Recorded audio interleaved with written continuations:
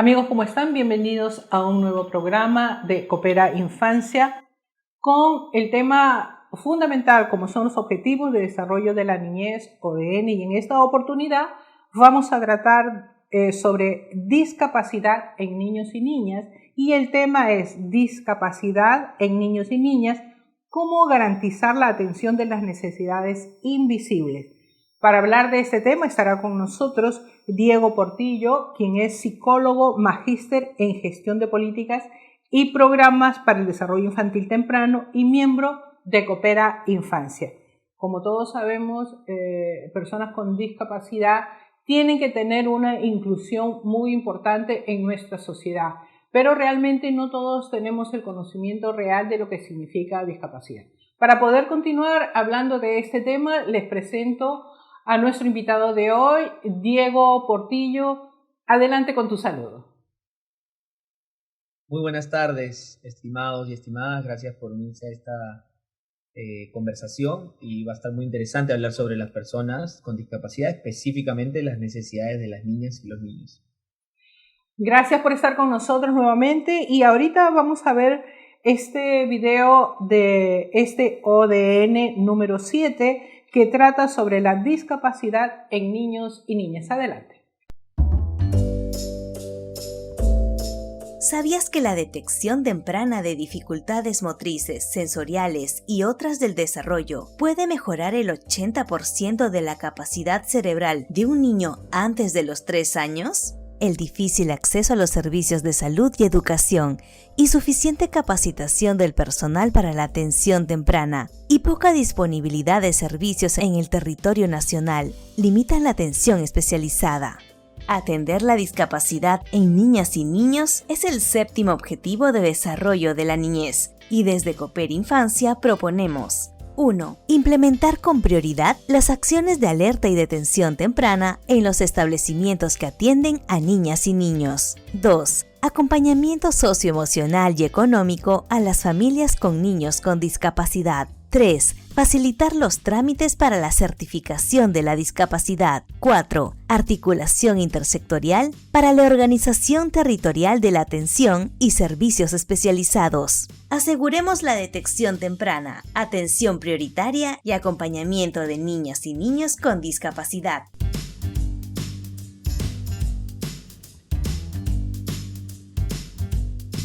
Bueno, ya estamos con ustedes. Vamos a iniciar nuestra conversación con Diego Portillo, porque para nosotros es muy importante que se dé a conocer lo que significa ser personas con discapacidad, porque es un tema muy importante, pero que a veces pasa desapercibido en nuestra comunidad, pero que para nosotros es muy importante, especialmente lograr la inclusión de nuestros niños más pequeños. Diego, ¿cómo estás? Adelante. Muchas gracias por la invitación nuevamente, y gracias a todos por escuchar este diálogo interesante que vamos a tener.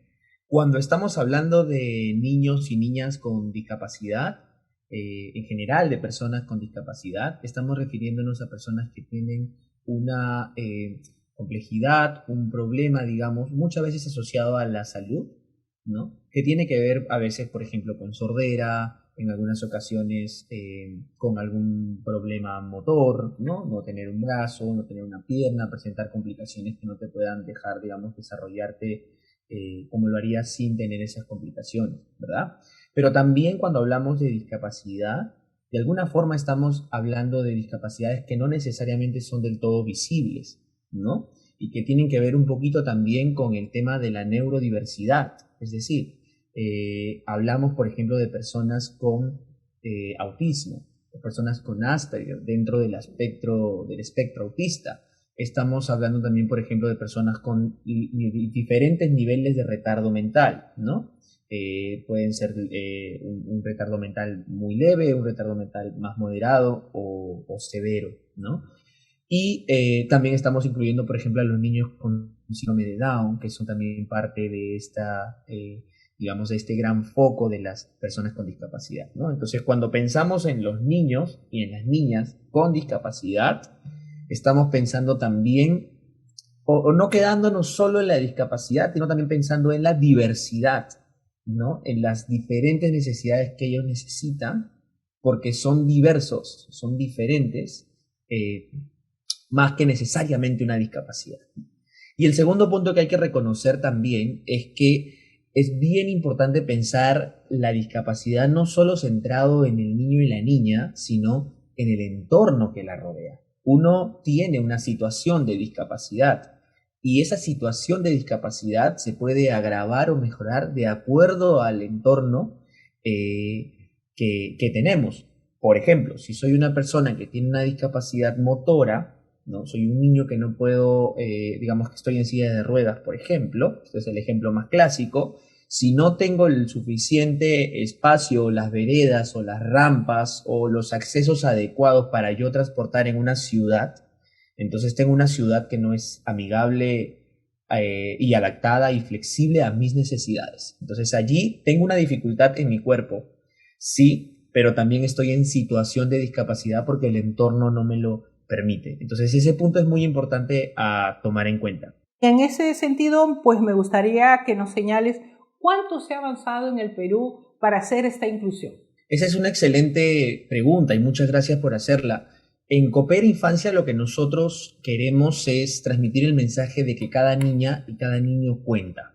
Y cuenta siempre con todas sus diferencias. Eso quiere decir que para las autoridades, para los decisores políticos, para las personas que ejecutan y planifican los programas sociales en el país y las intervenciones en el país, tiene que haber necesariamente una mirada hacia las diferencias, hacia la discapacidad, ¿no? Hemos tenido grandes avances en el país respecto a esto, que son muy interesantes. Uno tiene que ver, por ejemplo, con una encuesta nacional especializada sobre discapacidad que hicimos en el Perú, pero fue en el 2012 y no la hemos repetido. Le conocemos como la ENEDIS, por sus siglas. Y esta te decía que hay más o menos unos 129.000 niños menores de 5 años en el país con problemas de discapacidad. Pero no teníamos más data específica, ¿no? O sea, saber, ok, ¿quiénes son estos niños? ¿Dónde están? ¿Qué discapacidades tienen? Entonces, hemos avanzado en dar ese paso, pero necesitamos todavía georreferenciar bien, localizar bien dónde están los niños y dónde están sus necesidades en la ciudad. Entonces, Coopera propone, por ejemplo, que se trabaje mucho o que se incluya en el sistema de padrón nominal que ya tenemos en el país. Padrón nominal refiere a una data que es compartida en diferentes sectores y que podemos hacer un seguimiento de esa data de los niños, de las personas, ¿no? Entonces, en ese padrón nominal hay que incluir el tema de la discapacidad para los niños con estas condiciones, para que también puedan ser parte de este seguimiento, ¿no? Entonces, la data es sumamente relevante. A veces parece un poco trillado, pero es importante que esté. Entonces, ya dimos un paso. Hay que terminar de hacerlo bien. Hay que georreferenciar, hay que geolocalizar. Saber quién es el niño, pero saber dónde está también. Eso es sumamente relevante.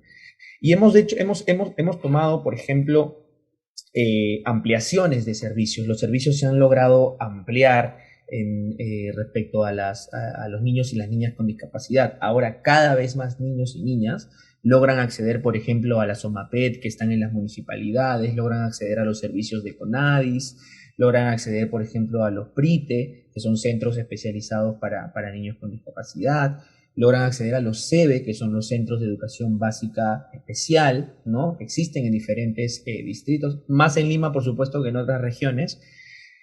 Y hago este comentario porque creo que lo importante es que nos aseguremos de que estos servicios que ya vienen funcionando se fortalezcan, se capacite al personal para que tenga un mejor enfoque, una mejor atención y además se escalen estos servicios en otros espacios donde se necesita, ¿no? Porque si bien es cierto, tenemos mejores servicios en Lima, o digamos, están más presentes, pero también tenemos necesidades de niños y niñas con discapacidad en otras regiones que por allí no están siendo atendidas, ¿no? Entonces, hay otro avance, pero hay que continuar, ¿no? Y además tenemos todavía algunos problemas estructurales en el sistema, en el país, ¿no?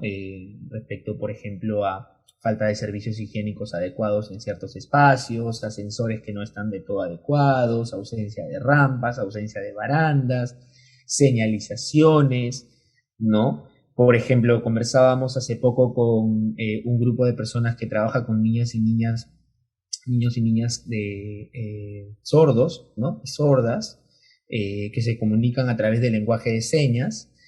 Y una de las cosas que entendíamos, por ejemplo, es que es todo un mundo mirar a estas personas, a estos niños y niñas. Hay que entender cómo ven los colores, cómo interpretan las señales, qué gestos dicen algo, qué gestos para nosotros muy normales, para ellos puede ser de repente diferente, tener una diferente interpretación, ¿no? El uso de las imágenes. Eh, Hace poco conocí una experiencia de turismo, por ejemplo, de adolescentes con discapacidad yendo a museos y a huacas, y los museos están preparados, los espacios están preparados. Entonces, estamos dando avances en el país, son buenos, y justamente desde Coopera lo que queremos hacer, queremos proponer es que se fortalezcan estos servicios, ¿no? Para concluir, por ejemplo, con la respuesta, me gustaría hablar sobre el tema de los servicios de salud, ¿no? En los servicios de salud muchas veces llegan los niños con discapacidad, pero no siempre tienen una atención especializada, ¿no? Entonces nosotros proponemos dos niveles. El servicio de atención primaria, que es las postas, centros de salud, puestos de salud que normalmente atienden, eh, tienen que estar capacitados y tener ciertas condiciones que permitan una atención a estos niños. Y en un segundo nivel, tener espacios más especializados para ya derivar a estos niños y niñas. Y hacer que esa ruta de llegar de un nivel al segundo nivel sea fácil de hacer, sea entendible también para las madres y los padres. Entonces creo que ese tema es altamente relevante. En el país también estamos dando grandes avances respecto a la salud mental de las personas en general. Cada vez hay más centros de salud mental comunitarios, por ejemplo, y creo que hay una buena oportunidad y que Coopera propone es que también ampliemos estos servicios de salud mental para acompañar con mayor especificidad a las familias que acompañan a niños y niñas con discapacidad. Entonces, son algunas de las propuestas que tenemos, mirando un poco los avances que ya hemos logrado en el país.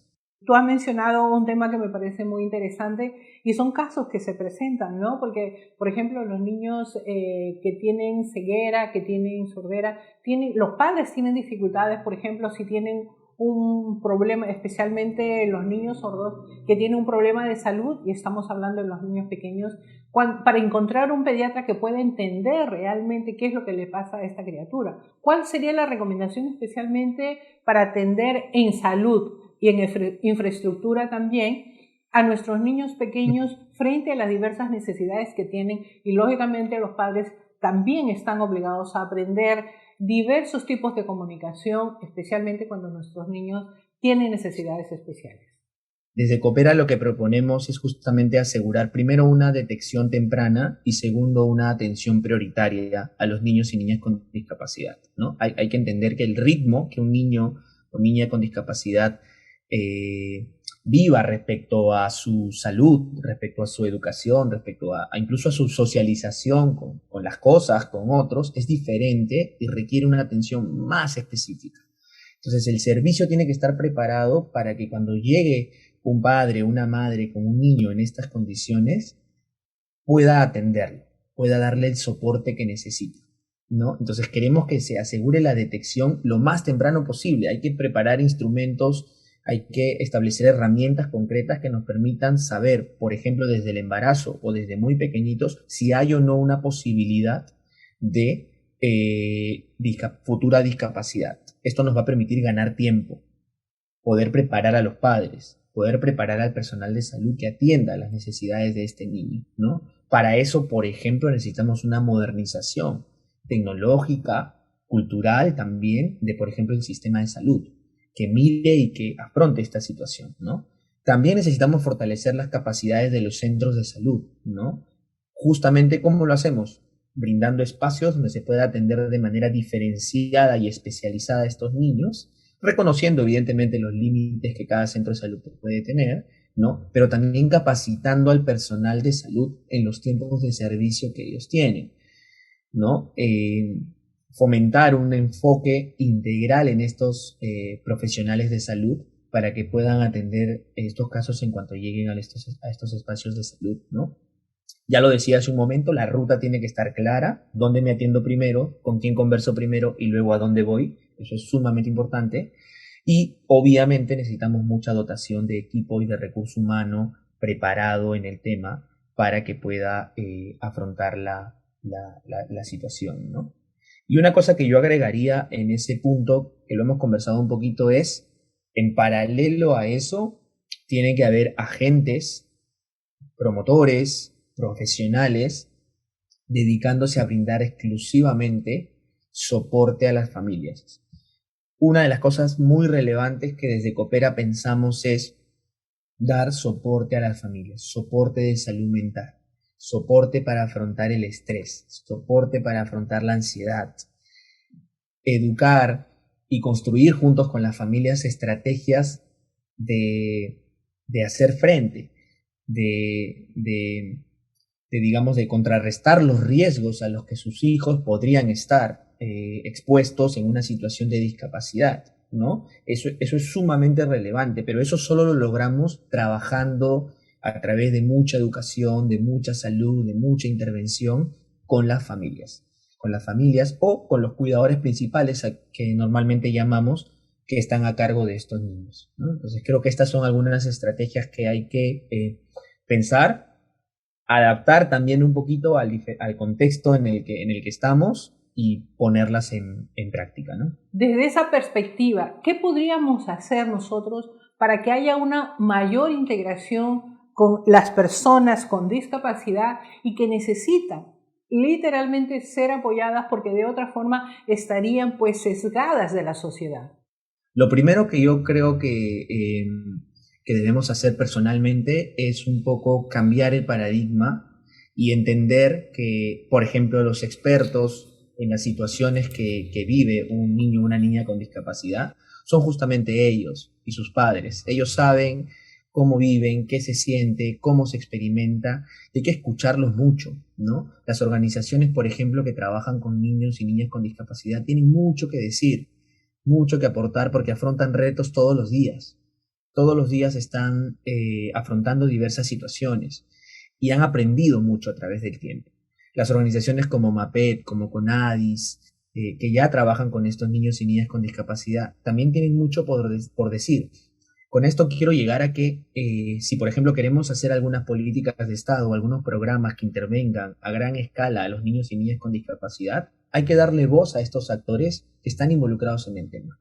Hay que hacer espacio para dialogar y para planificar correctamente. Entonces, desde Coopera impulsamos eso, que se active ese espacio de diálogo, que conversemos que esto es una necesidad y que, bueno, planifiquemos una intervención y la pongamos en ejecución.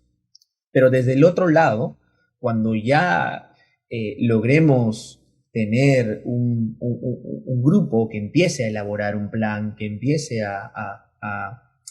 digamos, a escribir una propuesta, que empiece a pensar en ello, tiene que haber una perspectiva que hablamos mucho en los últimos años de la gestión de programas y de políticas, que es el enfoque multisectorial y el enfoque territorial, ¿no? Eso es algo que también desde Coopera impulsamos mucho. La intervención para niños con discapacidad o para niños en general en diversos temas de los que podríamos hablar, tiene que ser multisectorial, ¿no? No puede solo trabajar salud, no puede solo trabajar educación, no puede solo trabajar protección y otras.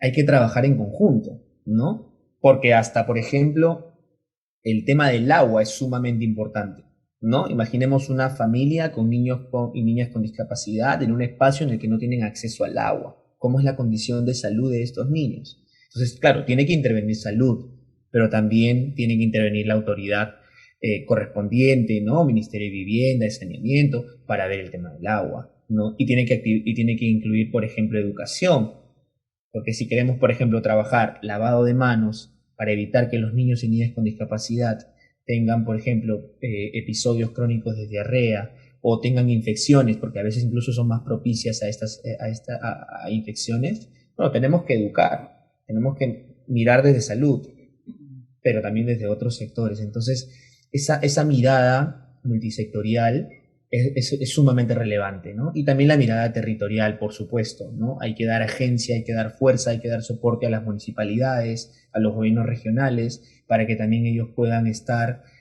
sumamente empoderados, sumamente capacitados y ejecuten programas en sus regiones, en sus localidades, pensando en todas las niñas y los niños desde la diversidad que ellos tienen, ¿no? Entonces creo que esta mirada que intentamos trasladar desde Coopera Infancia es sumamente importante.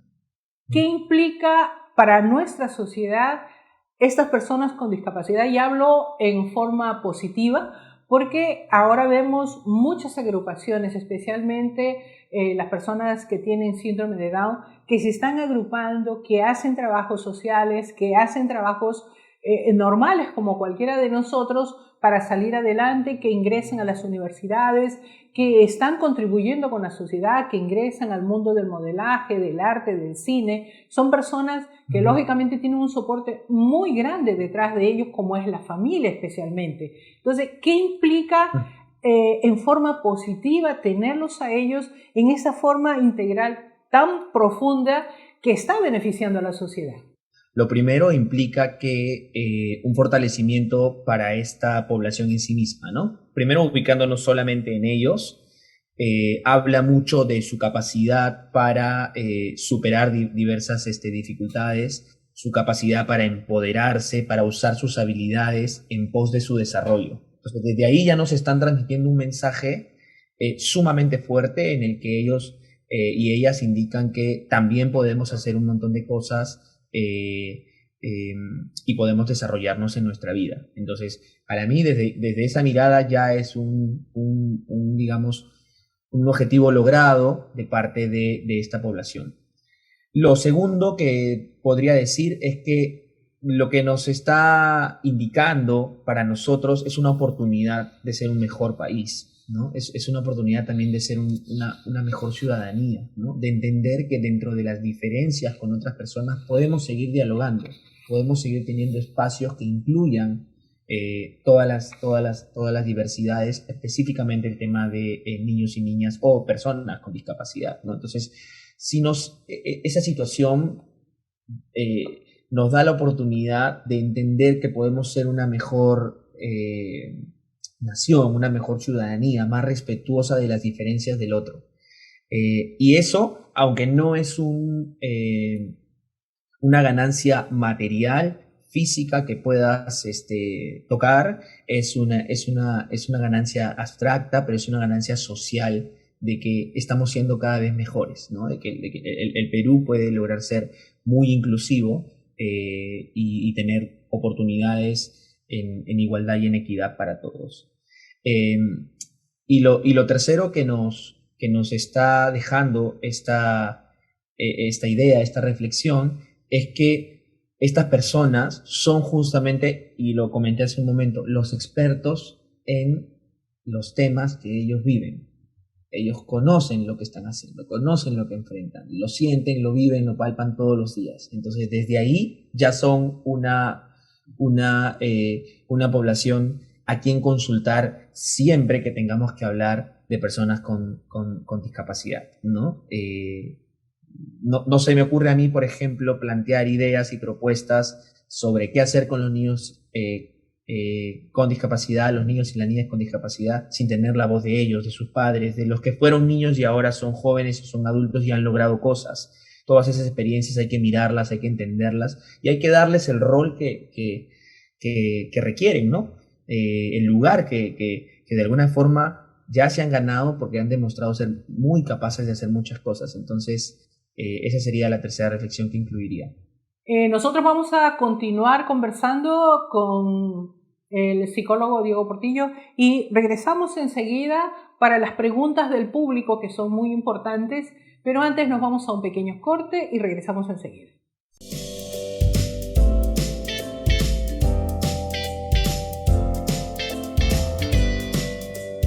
Es importante siempre seguir hablando de este tema porque para Coopera Infancia es una meta importante hacer estos objetivos importantes que van a beneficiar a nuestros niños. Voy a leer las 3 preguntas que nos han hecho llegar del público, por favor, para hacer un resumen de ellas porque son muy importantes y sobre todo para el entendimiento de lo que significa. La primera pregunta señala, ¿cómo integrar la atención de los niños con discapacidad?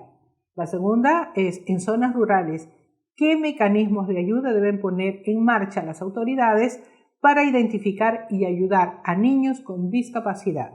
Y la tercera señala cuán importante es el soporte de habla y escucha de los padres hacia sus hijos con alguna discapacidad. La primera, sobre la integración de la atención de los niños y niñas con discapacidad. Lo que hay que hacer es articular, ¿no? Desde Coopera proponemos mucho la articulación intersectorial para los servicios. ¿Esto qué quiere decir? Quiere decir que, por ejemplo, si tú estás atendiéndote en el centro de salud y en el centro de salud logramos identificar tempranamente que tiene tu hijo o tu hija una posibilidad de tener un problema de discapacidad, ya tienen que activarse en ese momento todas las redes de soporte posibles para que te puedan brindar ayuda, ¿no? Entonces, claro, te sigues atendiendo en el centro de salud, pero sabes que existe OMAPED y puedes llegar y no vas a tener no deberías tener ningún problema en poder acudir porque el sistema está integrado, ¿no? Esa es la lógica, el sistema ya está articulado y funciona sin necesidad de que pujemos y reclamemos para que funcione. Esa es un poco la idea, articular desde adentro todos los servicios para que la persona pueda pasar en esta ruta de la manera más adecuada posible, ¿no? Lo mismo con educación, por ejemplo. Nace el niño, ¿ok? Entendemos que tiene la discapacidad, referimos a un servicio más especializado, pero también ya estamos paralelamente en esta ruta refiriendo a un servicio educativo que le va a brindar soporte, ¿no? De pronto a los padres para educar mejor a sus hijos. Y por qué no, este servicio educativo incluir un servicio también añadido allí de salud mental. Y ya estamos dándole soporte de salud mental también al papá y a la mamá. Estamos atendiendo esa integralidad de problemas desde diferentes sectores. Entonces, apostemos por la articulación, apostemos por la integración para poder incluir la discapacidad en los servicios que tenemos ya, que existen, ¿no? En zonas rurales, ¿qué mecanismos podemos usar? Esa es una pregunta bastante compleja porque lo que necesitaríamos primero sería mirar cómo son las zonas rurales de las que estamos hablando. Hay muchas diferencias, nuestro país es sumamente diverso y diferente, entonces una zona rural de la selva tiene otra lógica a una zona rural, por ejemplo, de la zona sierra o de la costa, y eso nos va a plantear diferentes retos. Lo que tenemos que saber primero es qué reto nos plantea, cómo es esta zona. Segundo, tenemos que conocer, por eso es que yo hablaba mucho del padrón nominal integrado que incluya discapacidad, porque tenemos que saber cuántos niños con discapacidad tiene esa región o esa localidad y dónde están, ¿no? Porque yo tengo que saber, por ejemplo, si una niña con discapacidad vive en la zona más cercana a la ciudad, voy a tener un enfoque con este niño diferente a si yo tuviera un niño o niña con discapacidad que vive mucho más lejos de la ciudad. ¿Cuál va a ser la mirada que yo le voy a dar ahí? ¿Cómo me aseguro de estar siempre presente y siempre atendiendo sus necesidades? Entonces, necesitamos estos dos mecanismos, conocer los retos que nos plantea la región y conocer además dónde están estos niños ubicados para identificar bien sus necesidades. Y después de eso necesitamos un tercer mecanismo que es plantear un proyecto con estas dos cosas de contexto, ya plantear un proyecto bien contextualizado, bien adaptado a estos retos particulares de mi región, ¿no? Puedo hacer visitas domiciliarias, puedo trabajar a través de celulares comunitarios en determinada comunidad, y si tengo alguna situación de emergencia de un niño o niña con discapacidad, entonces tengo el celular comunitario que me da la alerta, atendemos rápidamente, tengo que mejorar las rutas de acceso, ¿no? Por ejemplo, si al niño o niña con discapacidad y a su mami le va a tomar 2 días llegar al centro de salud, no tiene mucho sentido. ¿Cómo facilitamos esa ruta? Entonces son grandes retos que nos extenderíamos demasiado pensando y reflexionando cómo darle respuestas, pero ahí creo que estas ideas pueden ayudar ahora. ¿Y cuán importante es el soporte de los padres? Es lo más importante en todo este proceso. Por dos cosas, porque el padre tiene su propio proceso. Mamá y papá también la están sufriendo internamente, si lo queremos decir así, ¿no? Están tratando de entender por qué, y lo voy a decir con estas palabras, por qué mi hijo tiene esta discapacidad. ¿Por qué nació así? Es la pregunta que empieza a dar vueltas, ¿no? Sobre todo si no me enteré tempranamente y no tuve tiempo a pensarlo.